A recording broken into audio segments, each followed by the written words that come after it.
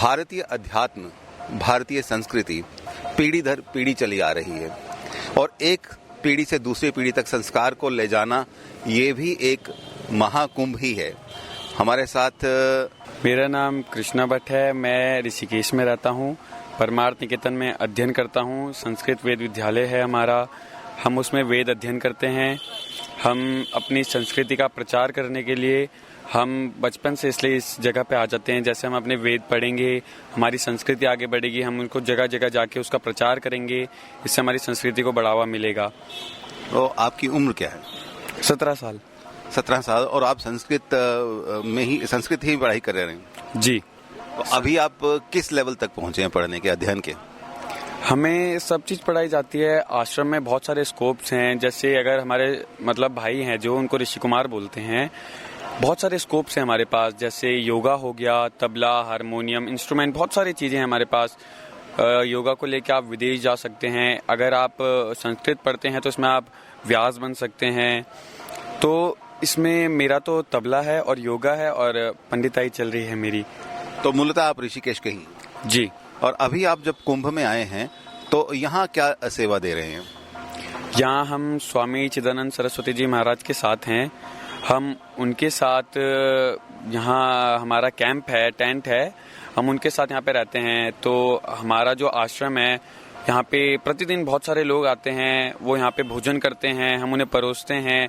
हम कुंभ में आरती करने आए हैं और ये हमारा सौभाग्य है कि हम अभी पैदा हुए हैं, जो 144 साल बाद जो कुंभ आ रहा है हम उसमें आ पाए हैं। ये हमारा सौभाग्य है, इससे बड़ा तो कुछ हो ही नहीं सकता है। अब इसमें अब कौन नहीं आना चाहता था।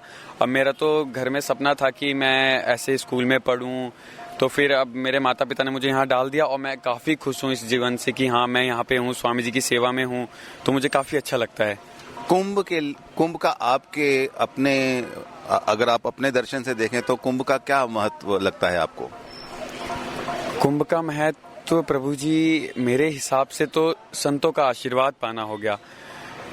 बहुत बड़ी बात। संगम का स्नान हो गया, अमृत स्नान, पूर्णिमा, अमावस्या, मकर संक्रांति, शिवरात्रि, अभी जो स्नान होने वाला है शिवरात्रि में, इसमें बहुत कुंभ का महत्व ही यही है कि यह तीर्थ स्थान है। यहाँ आके किसको मोक्ष नहीं मिल जाता। मेरे को तो जीते जी ऐसा लग गया कि बस अब मेरे पे इतनी पावर आ गई है, बस अब मेरे को ऐसा लग रहा है कि मैं बिल्कुल पावरफुल हो गया हूँ, मैं सनातन से जुड़ चुका हूँ पूरा।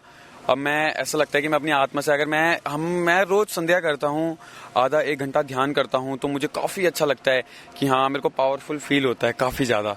तो मेरे को लगता है मैं बहुत स्ट्रांग हूँ। प्रभु जी, आज का यूथ कितना डिस्ट्रैक्ट हो रहा है। बहुत सी आधुनिक युग में ऐसी चीज़ें हैं, इंटरनेट है, स्मार्टफोन है और ऐसी बहुत सी व्याधियां हैं और जो बड़ी जल्दी से वो पकड़ लेते हैं, कैच कर लेते हैं। उसके लिए आप यंगस्टर्स को, क्योंकि आप स्वयं 17 साल के हैं, उनको क्या कहना चाहेंगे? किस तरह से इससे, क्योंकि आसानी से उपलब्ध हैं चीज़ें और मन अभी कोमल होता है, तो उनको क्या कहना चाहेंगे आप? फ़ोन चलाना ये बुरी बात नहीं है, पर एक नियमित रूप से। फ़ोन हम भी चलाते हैं पर हम उसमें अपना पढ़ते भी हैं। हमारे बहुत सारे श्लोक्स होते हैं। हमारे भैया रहते हैं, अभी वो वहाँ हैं परमार्थ में, परमार्थ निकेतन आश्रम है ऋषिकेश में, वो वहाँ पे हैं।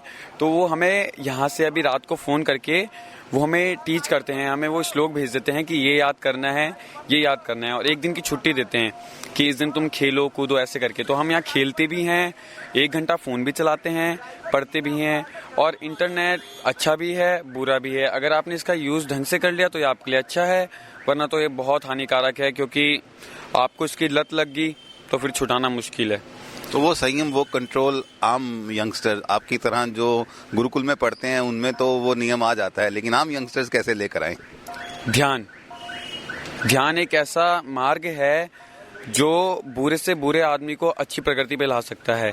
फोन आपका छूट जाएगा, आप बस 5 मिनट ध्यान करिए, 5 नहीं 1 मिनट करिए, 1 मिनट से आपको 2 मिनट लगेगा। जब आपको अच्छा लगने लगेगा, मन शांत करिए, तब आपको लगेगा हाँ आधा घंटा करना है। जब आपका फोन से मन हटने लग जाएगा तब आपको लगेगा यार मैं खाली बैठा हूँ, थोड़ा या तो पढ़ लूँ या मैं ध्यान कर लूँ। तो ऐसे कर करके आपका फोन छूट जाएगा। आप नियमित रूप से चलाइए, वो बुरा नहीं है, वो सबसे अच्छा है। अगर आप नियमित रूप से फ़ोन चलाते हैं, इससे आपके माता पिता भी खुश रहेंगे कि हाँ बच्चा सुन रहा है हमारी। मतलब अभी तो यही है कि मम्मी बोलते हैं ना, टेक्स्ट कर रही है कि बेटा खाना खाने आ जाओ, वो फ़ोन में करना पड़ता है। और मेरे घर में तो मतलब पूरा परिवार हम साथ में बैठते हैं, सब वहीं साथ में खाना खाते हैं। तो हमारे जैसे नीचे भोजनालय है यहाँ पे, हम वहाँ पे 80 बच्चे हैं। हम यहाँ जो कुंभ में आए हैं वो भी हम एक साथ सारे भाई बैठ के भोजन मंत्र बोल के, गीता का 15वां अध्याय बोल के हम भोजन मंत्र स्टार्ट करके फिर अपना भोजन ग्रहण करते हैं। और नियम का कितना जरूरत है नियम की जीवन में? मुझे अभी मेरे मित्र भी हैं साथ में खड़े, हम एक रेस्टोरेंट के बाहर खड़े होकर आपसे बात कर रहे हैं और मैंने देखा कि मेरे से बात करते समय आपने अपने स्लीपर्स खोल दिए। अब ये बताइए कि ऐसा क्यों?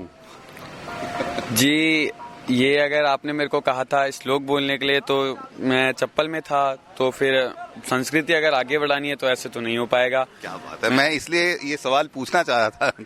जी, बारीकता से लेके चलना चाहता हूँ कि मतलब हाँ, मेरी संस्कृति का प्रचार हो, स्वामी चिदानंद सरस्वती जी महाराज का प्रचार हो इस जीवन में। मतलब उनकी हम पे इतनी कृपा है कि हम प्रयागराज में आए हैं, हम आपसे मिले, हम आपको श्लोक सुनाएंगे, ये तो मेरा सौभाग्य है बहुत बड़ा। तो फिर अब हमें भी वो सौभाग्य दीजिए। सत्यम माता पिता ज्ञानम धर्मो भ्राता दया शखा शांति पत्ना समा पुत्रो षडेते मम बांधवा।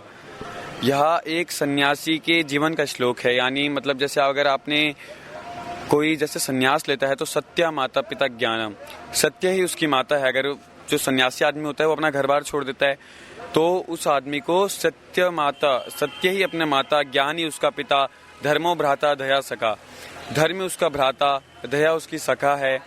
मतलब सन्यासी के जीवन में ज्ञान उसके पिता हैं, धर्म उसके भ्राता हैं, दया उसकी सखा है, ऐसे ऐसे करके। अब एक और श्लोक है, बहुत प्यारा है। अत्यशना विनाशाय दूरस्य फलप्रदा मध्य भावेन सेवन्ते राजा वन्यर गुरु स्त्रिया।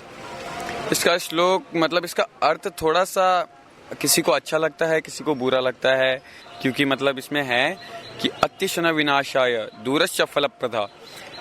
जो चीज मतलब अगर आप दूर से सेवन करेंगे तो आपको उसका लाभ नहीं मिल पाएगा, और ज्यादा पास से करेंगे तो वो हानि भी दे देगा। मध्य में रह के उसका सेवन करिए। जैसे अगर आप राजा के साथ हैं, कोई राजा है, अगर आप राजा के ज्यादा दूर हैं तो राजा आप पे ध्यान नहीं देगा, और ज्यादा ही पास हैं तो अगर कभी राजा का युद्ध हुआ तो राजा ने बोला कहाँ है भाई वो, उसको बुला के लाओ, तो आपको राजा के साथ युद्ध करने जाना पड़ेगा। तो इसमें हानि आप ही की है कि अगर कुछ हो गया। अगर आप मध्य में रहेंगे आपको लाभ भी मिल रहा है और हानि भी नहीं हो रही है, तो इसलिए मध्य से सेवन करते हुए चलिए। तो ये एक सन्यासी का मतलब ऐसे चाणक्य जी ने कहा है, तो ये श्लोक है। हमारे उसमें ये किताब है श्रृंगार शतक, वो बहुत प्यारी किताब है, तो उसको आप कभी पढ़िएगा। उसमें लिखा है सब कुछ डिटेल में, वो मैं बता नहीं सकता हूँ कि क्या क्या लिखा है, पर वो काफी अच्छी किताब है। आपको पता चल जाएगा कि मतलब हमारे कालिदास जी कैसा कैसा लिखते थे उसमें। चलिए, आपसे बात करके बहुत अच्छा लगा, और सुनने वालों को अगर कुछ और चलते चलते कहना चाहे तो आप कह सकते हैं। कि भैया सबसे अपना संस्कृति को आगे बढ़ाने के लिए सभी संतों का प्रचार करिए, अपनी संस्कृति का प्रचार करिए, अपने माता पिता की सेवा करिए, और सबसे बड़ी गौ रक्षा। गौ रक्षा, अगर आपको मतलब गौ कहीं पे भी दिखे तो उसको मारो मुरो मत, उनको चारा दे दो, कुछ दे दो, पर मारो मत, और संस्कृति को बढ़ावा दीजिए। धन्यवाद। धन्यवाद। जय श्री कृष्ण।